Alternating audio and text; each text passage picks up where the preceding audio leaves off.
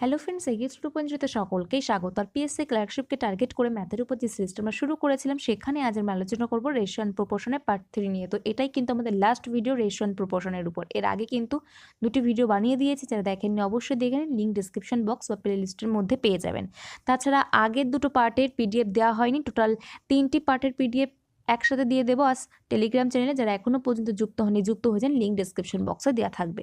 তো চলুন শুরু করবো, আর কোনো টাইম ওয়েস্ট করবো না। শুরু করার পূর্বে বলবো, যদি আমাদের চ্যানেলে কেউ নতুন হয়ে থাকেন, চ্যানেলকে অবশ্যই সাবস্ক্রাইব করে রাখুন, আর এই ভিডিওটা প্রথম থেকে শেষ পর্যন্ত দেখতে থাকুন। তো চলুন শুরু করবো। ফার্স্ট কোশ্চেন কি বলছে দেখে নেব। ফার্স্ট কোশ্চেন কি বলছে, এখানে একটি কাজদণ্ড পড়ে 2:1 অনুপাতে দুখণ্ডে বিভক্ত হয়ে যায়। তো ধরে নিচ্ছি এটা একটা কাজদণ্ড, যেটা এ আর বি 2 অনুপাতে ভাগ হয়ে যাচ্ছে দুটো খণ্ডে, যেটার অনুপাত দেওয়া আছে 2:3, এবং পুনরায় ছোট খণ্ডটি পড়ে 4:5 অনুপাতে ভাগ হয়ে যায়। ছোট খণ্ড অর্থাৎ 2 ইউনিট, এটা ভাগ হয়ে যাবে এক্স আর ওয়াইতে ভাগ হয়ে যাচ্ছে, যেটার অনুপাত দেওয়া আছে 4:5। তিনটি খণ্ডের অনুপাত, তিনটি খণ্ড বলতে এখানে ছোট খণ্ডটি পড়ে পুনরায় যে দুটি খণ্ডে পরিণত হচ্ছে, অর্থাৎ এক্স আর ওয়াই, আর যে খণ্ডটি বাকি থাকছে বি, এদের অনুপাত কত সেটা আমাদের নির্ণয় করতে হবে। তো এখন এ দুটো খণ্ডে বিভক্ত হচ্ছে এক্স আর ওয়াই, তাহলে এর যে পরিমাণ হবে এক্স আর ওয়াই সেই সেম পরিমাণ হবে। তাহলে এখানে আমরা কি দেখতে পাচ্ছি, এক্স আর ওয়াই টোটাল পরিমাণ কত, 5 আর 4 9, কিন্তু এর পরিমাণ কত দেওয়া আছে 2। তাহলে এই পরিমাণটা আমাদের সমান করার জন্য 9 দিয়ে গুণ করতে হবে, আর এখানে 2 দিয়ে গুণ করতে হবে, তাহলে এই পরিমাণটা সমান হয়ে যাবে। 9 দুগুণ 18, এখানেও 2 দিয়ে গুণ করলে 9 দুগুণ 18। কিন্তু আমাদের এ আর বি এর অনুপাত সবসময় 2:3 এই অনুপাতে রাখতে হবে। তাহলে একে যদি আমরা 9 দিয়ে গুণ করি, বিকেও 9 দিয়ে গুণ করব, এখানে আমরা কত পেয়ে যাচ্ছি 18। তাহলে এখানে কত পেয়ে যাব, 9 দিয়ে গুণ করলে 27, আর এখানে তো আমরা 2 দিয়ে গুণ করছি, কত পাবো তাহলে এখানে 8:10। তাহলে এখন এক্সের মান আমরা কত পাচ্ছি 8, ওয়াইয়ের মান কত পাচ্ছি এখান থেকে 10, আর বি এর মান কত পাচ্ছি 27। তাহলে আমাদের সঠিক অ্যান্সার কোনটা হয়ে যাচ্ছে, অপশন এ হয়ে যাচ্ছে সঠিক অ্যান্সার, 8:10:27। তো নেক্সট কোশ্চেনে চলে যাব। এখানে আমাদের সঠিক answer option A. Next question কি বলছে দেখে নেব। কি বলছে, তাদের ছেলের জন্মের সময় পিতার মাতার বয়সের অনুপাত দেওয়া আছে 11:10। পিতার মাতার বয়সের অনুপাত যদি 19:18 হয়, 18 হবে যখন পুত্র তার বর্তমান বয়সের দ্বিগুণ হবে, তখন কিন্তু এই অনুপাতটা হবে। পিতার মাতার বর্তমান বয়সের অনুপাত কত, তো এখানে আমি 2 রকম মেথডে করব, যার যেটা সুবিধা হবে সে সেই মেথডে করতে পারে। তো ফার্স্ট এখানে পিতার মাতার বয়সের অনুপাত দেওয়া আছে 11:10, এবং যখন পুত্রের বয়স 2x হবে, বর্তমান বয়সের দ্বিগুণ হবে, অর্থাৎ বর্তমান বয়স আমরা ধরে নিচ্ছি x, আর যখন 2x হবে তখন পিতার মাতার বয়সের অনুপাত কত দেওয়া আছে 19:18। আর এখানে আমাদের পিতার মাতার বর্তমান বয়সটা বার করতে হবে, আর এখানে বয়স কত 0, তখন ছেলে জন্মায়নি যখন এই 11 আর 10 এই অনুপাতে ছিল। এদের মধ্যে গ্যাপ কত x, এদের মধ্যে গ্যাপ কত x, এই x আর x এই ভ্যালুটা সমান পাচ্ছি আমরা। ঠিক একইভাবে এখানে যে গ্যাপ, সেই সেম গ্যাপ পাবো আমরা এখানে। তাহলে আমরা দেখে নেব, যখন ছেলে জন্মায়নি সেই সময়ের সাথে যখন ছেলের 2x বছর বয়স হয়েছে সেই সময়ের মধ্যে গ্যাপ কত 8 ইউনিট। এখান থেকে মাতার বয়স, পিতারও 8, মাতার কত 8, তাহলে এখানে নিশ্চয়ই 4 হবে, আর এখানে নিশ্চয়ই 4 হবে গ্যাপ। অর্থাৎ এখানে যদি 11-র সাথে 4 যোগ করি 15, আর 10-এর সাথে 4 যোগ করি 14 হয়, তাহলেই এখানে আমাদের 19 আর 18 হবে। তাহলে আমরা সহজেই অ্যান্সারটা পেয়ে গেলাম, পিতা আর মাতার বয়সের অনুপাত, বর্তমান বয়সের অনুপাত, অপশন এ এখানে রাইট অ্যান্সার। তো এই হচ্ছে একটি প্রসেস। নেক্সট প্রসেসে চলে যাব, বা নেক্সট মেথড কি বলছে, ফাদার আর মাদার যাদের বয়সের অনুপাত দেওয়া আছে 11:10, যখন তাদের ছেলের জন্মায়নি, কিন্তু বর্তমান বয়সের দ্বিগুণ হবে যখন তাদের ছেলের বয়স, তখন তাদের বয়সের অনুপাত হয়ে যাবে 19:18। এত কিছু ভাবার দরকার নেই, এখানে জাস্ট আমরা ডিফারেন্সটা নেব, এখানে জাস্ট আমরা ডিফারেন্সটা নেব, এই ডিফারেন্সের সাথে আমরা এটার গুণ করে দেব টোটাল। নতুন যে রেশিও সেটা আমরা কত পাবো, 1-এর সাথে গুণ করলে সেম থাকে, অর্থাৎ 11:10ই পেয়ে যাব। আর এই ডিফারেন্সের সাথে আমরা এটা টোটাল গুণ করে দেব, কত পাবো, এখানেও সেম থাকবে 19:18। এখন এই যে বর্তমানের যে বয়স সেটা আমরা কি করব, বাবার বয়স দুটো যোগ করব, 11 + 19/2 মার বয়সগুলো যোগ করব 10 + 18/2। কত পাচ্ছি, উপরে 30/2 করলে 15, 28/2 করলে 14। সঠিক অ্যান্সার কিন্তু এখানেও আমরা পেয়ে গেলাম 15:14। এখন যার যে প্রসেস সুবিধা বলে মনে হবে, সহজ বলে মনে হবে, সে সেটাই করতে পারেন। তো এখানে আমাদের সঠিক অ্যান্সার তাহলে কোনটা হয়ে যাচ্ছে, 1 নম্বর অপশান। নেক্সট কোশ্চেনে চলে যাব, কি বলছে, এ আর বি এর আয়ের অনুপাত দেয়া আছে 3:2, ব্যয়ের অনুপাত দেয়া আছে 5:3। যদি প্রত্যেকে 1000 টাকা করে জমায় তবে বি এর আয় কত। এখানেও আমি দুটি মেথডে করাবো, দুটি কিন্তু ক্রস মাল্টিপ্লিকেশন মেথডের মধ্যেই পড়ে। তো ফার্স্ট এ আর বি, এটা হচ্ছে 1 নম্বর, যার যেটা সুবিধা হবে সে সেটাতেই করতে পারেন। ইনকাম অর্থাৎ আয়ের অনুপাত দেওয়া আছে 3:2। এক্সপেন্ডিচার অর্থাৎ খরচ বা ব্যয়, যাদের অনুপাত দেওয়া আছে 5:3। এবং আমরা কি জানি, income equal to expenditure plus savings. আর এখানে কি বলছে, সমান, প্রত্যেকে সমান 1000 টাকা করে জমায়।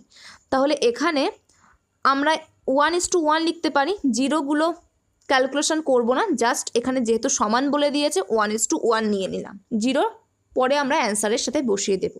সেভিংস এখানে কত, 1:1।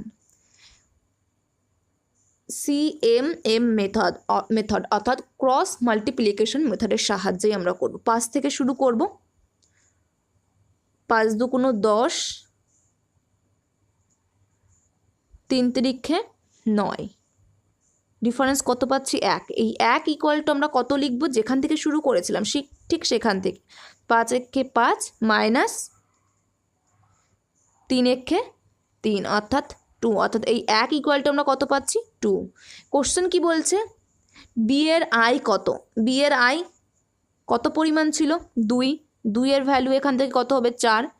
তাহলে আমাদের সঠিক অ্যান্সার কত হয়ে যাবে, এখানে আমাদের 3টে জিরো বসাতে হবে, যেহেতু ক্যালকুলেশনের সময় আমরা এখানে বাদ দিয়ে গেছিলাম, 4000। সঠিক অ্যান্সার এখানে কিন্তু হয়ে যাবে অপশান বি, রাইট অ্যান্সার হয়ে যাবে। তো এটা হচ্ছে আমাদের ফার্স্ট মেথড বা ফার্স্ট প্রসেস। নেক্সট আমরা আরেকটিভাবে করব, যেটা কিন্তু ক্রস মাল্টিপ্লিকেশনের মধ্যেই পড়ে। তো এ আর বি, ইনকাম কত বলা আছে 3:2 এবং এক্সপেন্ডিচার 5:3। তো এখন আমাদের কি বলছে, প্রত্যেকে 1000 টাকা করে জমায়, প্রত্যেকে, অর্থাৎ এ যে পরিমাণ টাকা জমাচ্ছে বিও সেই পরিমাণ টাকা জমাচ্ছে। কিন্তু আমরা কি জানি, income equal to expenditure plus savings. তাহলে এখানে আমাদের সেভিংস বার করতে গেলে এই দুটো ডিফারেন্স নিতে হবে। এটা তো আমাদের অ্যাকচুয়াল ভ্যালু না, এখানে আমাদের 2 আছে, অর্থাৎ এটা 3 ইউনিট, এটা আমরা 5 ইউনিট ধরবো। তাহলে এখান থেকে আমাদের ডিফারেন্স কত আসছে, 2 ইউনিট। এখান থেকে আমাদের ডিফারেন্স কত আসছে, 1 ইউনিট। তো আমরা কি দেখছি, এখান থেকে এর যে সেভিংস আর বি এর যে সেভিংস সে দুটো সমান আসছে না, কিন্তু আমাদের এখানে বলে দিয়েছে প্রত্যেকে সমান টাকা জমায় কত 1000 টাকা। তাহলে এই দুটোকে আমাদের আগে সমান করতে হবে। সমান কিভাবে করব, ডিফারেন্স বার করব, এই 3 আর এই 2 এর ডিফারেন্স কত পাচ্ছি, 1। ঠিক একইভাবে এই 5 আর 3 এর ডিফারেন্স বার করব, কত পাবো, 2। এই 2টাকে দিয়ে 3 আর 2 এর পুরোটার গুণ কত পাচ্ছি আমরা, এখানে একটু কালারটা চেঞ্জ করে নেব, কত পাচ্ছি আমরা এখানে 6 পেয়ে যাচ্ছি, সরি,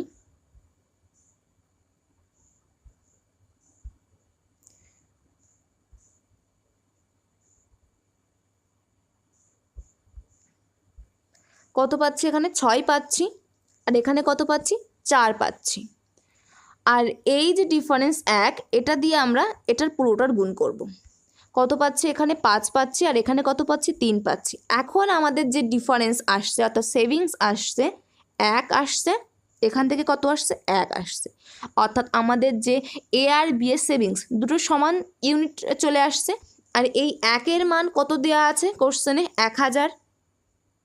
কোশ্চেন কি বলছে, বি এর আয় কত, বি এর আয় কত বেরিয়েছে আমাদের এখানে, 4। তাহলে 4-এর মান নির্ণয় করলে আমরা অ্যান্সার পেয়ে যাব 4000। তো যার যেটা সুবিধা সে সেটাই করতে পারে। ফার্স্ট যে প্রসেসটা বললাম এবং সেকেন্ড যে প্রসেসটা বললাম দুটোই কিন্তু ক্রস মাল্টিপ্লিকেশন মেথডের মধ্যেই পড়ে। তো কোনো ক্ষেত্রে এমন আছে যে এই মেথডটা বেশি কাজে দেয়, কোনো ক্ষেত্রে আগেরটা বেশি কাজে দেয়। তো আমরা দুটো নিয়মেই অঙ্ক করবো আলাদা আলাদাভাবে। তো এখানে কিন্তু দুটোই আপনারা যে যেটা খুশি করতে পারেন। তো এখানে সঠিক অ্যান্সার তাহলে কোনটা হয়ে যাচ্ছে, অপশান 4। নেক্সট কোশ্চেন দেখে নেব কি বলছে। এ আর বি এর মাসিক বেতনের অনুপাত দেওয়া আছে 2:3। প্রত্যেকের মাসিক বেতন 300 টাকা বৃদ্ধি পায় তবে ওই অনুপাত হয়ে যায় 13:19। এর মাসিক বেতন কত সেটা আমাদের নির্ণয় করতে হবে। তো এখানে কি বলা আছে, এ আর বি ফার্স্ট বলে দেওয়া আছে 2 আর 3 অনুপাতে আছে, এবং তারপর যে অনুপাতটা হবে 13 আর 19, প্রত্যেকে 300 টাকা করে বৃদ্ধি পায়। অর্থাৎ এদের যে ডিফারেন্স সেটা সেম হতে হবে।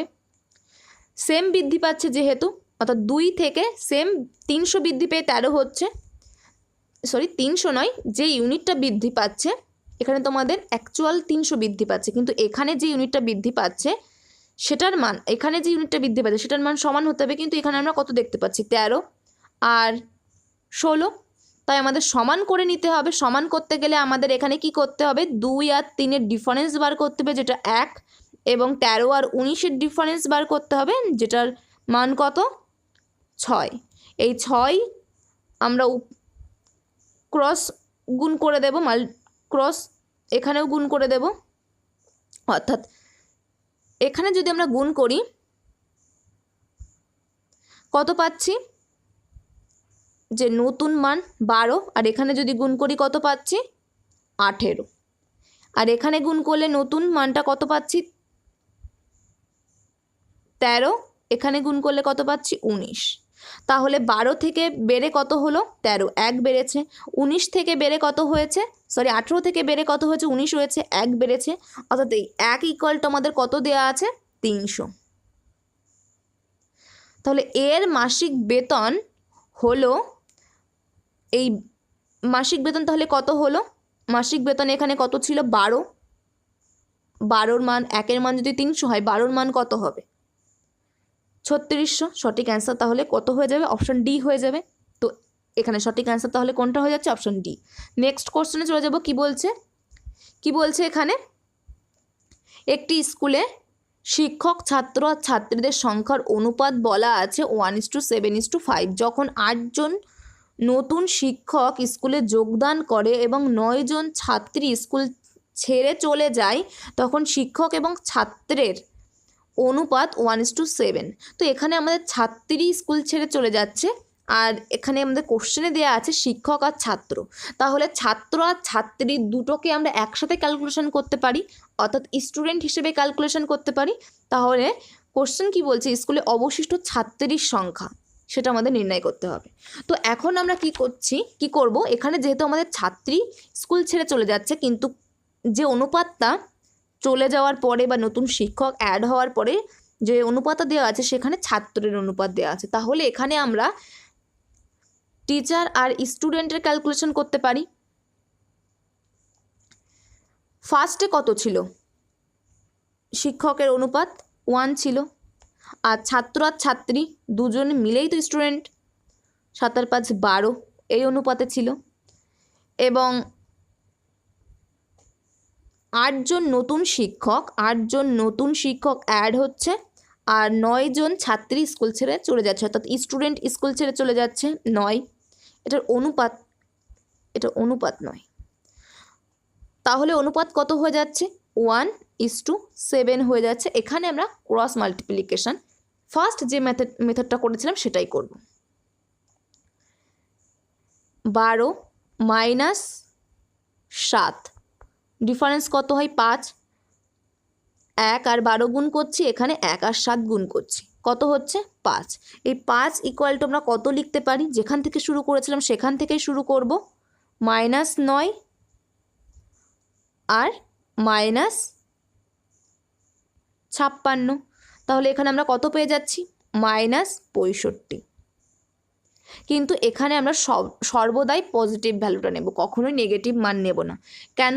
কারণ এখানে যদি আমরা স্টুডেন্ট আর টিচার এই অনুপাতে করতাম সেক্ষেত্রে কিন্তু আমাদের প্লাস আসতো। তো সেই কারণেই আমরা সবসময় এটার পজিটিভ ভ্যালু নেব। এখানে একটা মড দিয়ে দেব, তাহলে আমাদের পজিটিভ মান চলে আসবে।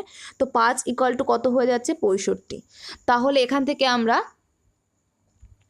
1 ইকুয়াল টু কত পাবো? 13। কিন্তু 1-এর মান আমাদের বার করার দরকার নেই, কারণ আমাদের সবার শেষে আবার 5-এর মানই বার করতে হবে। কারণ কোশ্চেনে কি বলছে? স্কুলে অবশিষ্ট ছাত্রীদের সংখ্যা কত? তাহলে আগে যখন এই যে নতুন যোগ হচ্ছে বা ছেড়ে চলে যাচ্ছে স্কুল ছেড়ে, তার আগে অনুপাতটা কত ছিল? ছাত্রীর 5 ছিল, তাহলে সেই 5-এর মানই বার করতে হবে। তাহলে আগে আমাদের ছাত্রী ছিল 65, 5-এর মান যেহেতু 65 ছিল, 9 জন ছাত্রী চলে যাচ্ছে, -9 করলে আমাদের অবশিষ্ট ছাত্রী যেটা স্কুলে পড়ে আছে সেটার মান পেয়ে যাব কত? 56। তো সঠিক অ্যান্সার কত হয়ে যাচ্ছে? 56। তো নেক্সট কোশ্চেনে চলে যাব। কি বলছে? 1200 কর্মচারীর একটি অফিসে শহরে আর গ্রামীণ কর্মচারীর অনুপাত বলা আছে 8:7। কিছু নতুন কর্মচারী যোগদানের পর যার মধ্যে যোগদান করে, যার মধ্যে 20 জন হচ্ছে গ্রামীণ, তখন অনুপাত হয়ে যায় 5:4। নতুন শহরে কর্মচারীর সংখ্যা কত? মানে যে কর্মচারী যোগদান করেছে যার মধ্যে 20 জন গ্রামীণ যদি হয় তাহলে বাদ বাকি শহরে হবে। তো সেই সংখ্যাটা আমাদের এখানে নির্ণয় করতে হবে। তো এখানে আমাদের বলে দেওয়া আছে 1200 টোটাল কর্মচারী একটি অফিসে, যেখানে গ্রামীণ আর শহরে মধ্যে ভাগ করে বলা আছে 8 আর 7। তাহলে 8 আর 7 15 ইকুয়াল টু আমরা 1200 লিখতে পারি। 1-এর মান কত? 80। তাহলে শহরে আর গ্রামীণ, শহরে কর্মচারীর সংখ্যা কত? 8 গুণ 80 অর্থাৎ 640, এবং গ্রামীণ কর্মচারীর সংখ্যা কত? 7 গুণ 80 অর্থাৎ 560। এখন কোশ্চেন কি বলছে? কিছু কর্মচারী যোগদান করছে, যার মধ্যে গ্রামীণ হচ্ছে 20 জন, অর্থাৎ 20 জন যোগদান করছে গ্রামের কর্মচারী, কত হয়ে যাচ্ছে? 580। আর যে অনুপাতটা বলে দেওয়া আছে 4:5 নতুন অনুপাত, আর নতুন কর্মচারীর সংখ্যা অর্থাৎ এই 4 ইকুয়াল টু আমরা 480 লিখতে পারি, 580 লিখতে পারি, 4 ইকুয়াল টু আমরা এখানে 580 লিখতে পারি। তাহলে এখান থেকে আমরা 1 ইকুয়াল টু কত পাই? 145। তাহলে যে নতুন শহরে কর্মচারী তার সংখ্যা কত হবে? 5-এর মান নির্ণয় করলেই আমরা পেয়ে যাব। তাহলে এখান থেকে আমরা 5-এর মান কত পাবো? 725। আগে কত ছিল? যোগদান করার আগে শহরে কর্মচারীর সংখ্যা 640, এখন যোগদান করার পরে কত হয়েছে? 725। বিয়োগ করলে আমরা অ্যান্সার পেয়ে যাব 725 মাইনাস 640, কত পাচ্ছি আমরা এখান থেকে?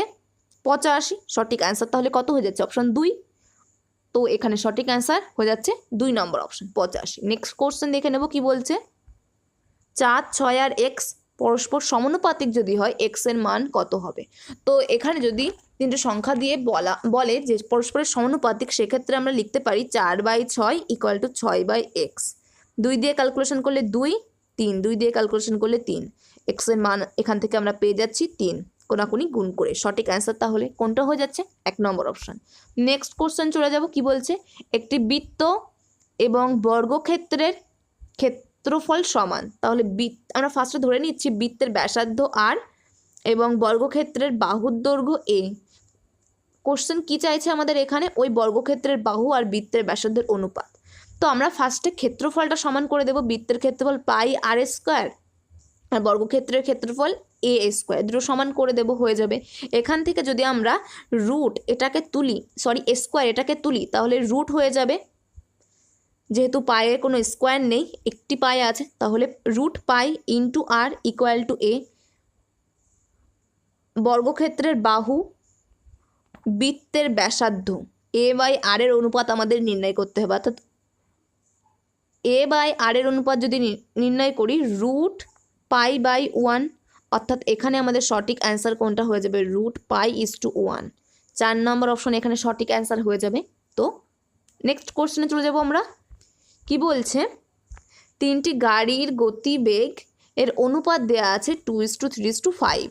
একটি দূরত্ব অতিক্রম করতে তাদের যে সময় লাগবে সেটা নির্ণয় করতে হবে। একটি দূরত্ব বলতে এখানে যে দূরত্বটা অতিক্রম করবে সেটা সমান, অর্থাৎ 3টে গাড়ি সমান দূরত্ব অতিক্রম করবে, অর্থাৎ এখানে যে ডিস্টেন্স সেটা হচ্ছে কনস্ট্যান্ট, অর্থাৎ ধ্রুবক, সেম থাকছে। আমরা কি জানি, D equal to S into T. D যদি ধ্রুবক হয়, কনস্ট্যান্ট থাকে, তাহলে এস সমানুপাতিক 1/t আমরা এটা লিখতে পারি। অর্থাৎ সেক্ষেত্রে এস যে হারে পরিবর্তিত হবে, টি তার ব্যস্তানুপাতিক হারে পরিবর্তিত হবে। এস এর মান কত দেওয়া আছে, ফার্স্ট গাড়ির ক্ষেত্রে 2, তাহলে টি এর মান 1/2 হয়ে যাবে, ইস টু এস এর মান 3 আছে, অর্থাৎ 1/3 হয়ে যাবে টি এর মান, T2 এর মান। S3 এর মান 5 দেওয়া আছে, তাহলে এখানে 1/5 হয়ে যাবে T3 এর মান। তো এটাকে আমরা 2, 3, 5 এর এলসিএম দিয়ে গুণ করব, গুণ 30। 2 দিয়ে ক্যালকুলেশন করলে 15, 3 দিয়ে ক্যালকুলেশন করলে 10, 5 দিয়ে ক্যালকুলেশন করলে 6। তাহলে এখানে আমাদের সঠিক অ্যান্সার কোনটা হয়ে যাচ্ছে, অপশান এ এখানে রাইট অ্যান্সার কিন্তু হয়ে যাচ্ছে। নেক্সট কোশ্চেনে চলে যাব। কি বলছে, অর্থাৎ 15:10:6 সময়ের অনুপাত আমরা পেয়ে গেলাম। তো অপশান এ এখানে রাইট অ্যান্সার। নেক্সট কোশ্চেন কি বলছে, এ বি আর সি এর মধ্যে কোনো টাকা 3:7:5 এই অনুপাতে ভাগ করে যদি দেওয়া হয়, তাহলে এ বি এর টাকার পার্থক্য হবে 7,600। যদি তখন আমাদের সি এর টাকাটা নির্ণয় করতে হবে। তো এখানে এ আর বি এর টাকার পার্থক্য কত, 3 ইউনিট, 7 ইউনিট আর 5 ইউনিট বলা আছে, অর্থাৎ 3 আর 7-এর পার্থক্য 4। 4-এর মান এখানে বলা আছে 7,600। 1-এর মান তাহলে এখান থেকে কতবার হবে,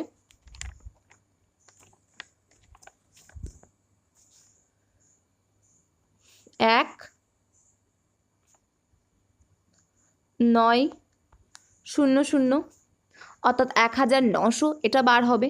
এখন কোশ্চেন কি বলছে, সি কত টাকা পাবে, সি কত অনুপাতে টাকা পেয়েছিল, ইউনিটটা কত ছিল 5, 5-এর মান নির্ণয় করলে আমরা অ্যান্সার পেয়ে যাব 9,500। সঠিক অ্যান্সার এখানে তাহলে কত হয়ে যাচ্ছে, 3 নম্বর অপশন হয়ে যাচ্ছে। তো অপশন সি এখানে রাইট অ্যান্সার। তো নেক্সট কোশ্চেনে চলে যাব। কি বলছে এখানে স্টার যেটা দেওয়া আছে সেটার মান আমাদের নির্ণয় করতে হবে। তো সমানুপাতিক হারে আছে, আমরা কি জানি, যখন সমানুপাতিক হারে থাকে তখন কীভাবে লিখতে পারি আমরা, এটা আমরা কিন্তু ফার্স্ট ভিডিওতে দেখেছি। যারা ফার্স্ট ভিডিও দেখেননি, এখানে কিন্তু বেশ 2-3টে কোশ্চেন কিন্তু বুঝতে পারবেন না। আর যদি কারোর আগে থেকে জানা থাকে তো কোনো ব্যাপার নেই। তো 60/15 ইকুয়াল টু x/1/4, এটা আমরা লিখতে পারি। 1/4 উল্টে যাবে, সেক্ষেত্রে এই পুরো টার্মটা কি হয়ে যাবে, 4x/1। ক্যালকুলেশন যদি করি কি পাবো, 30, 15, 15 কাটলে x ইকুয়াল টু কত পাবো, 1। সঠিক অ্যান্সার তাহলে কত হয়ে যাচ্ছে, অপশন সি। তো এখানে রাইট অ্যান্সার হয়ে যাচ্ছে অপশন সি। তো এটাই আমাদের লাস্ট কোশ্চেন ছিল। এখানে কিন্তু আমরা রেশিও অ্যান্ড প্রপোর্শন এই চ্যাপ্টারটা শেষ করছি। নেক্সট আমরা নতুন চ্যাপ্টার শুরু করব। আর যদি ভিডিওটা ভালো লেগে থাকে অবশ্যই লাইক করবেন, বন্ধুদের মধ্যে শেয়ার করবেন, আর চ্যানেলকে সাবস্ক্রাইব করে রাখবেন নেক্সট ভিডিওর আপডেট পাওয়ার জন্য। তো থ্যাংক ইউ। নেক্সট ভিডিওতে আমাদের আবার দেখা হচ্ছে। Good bye.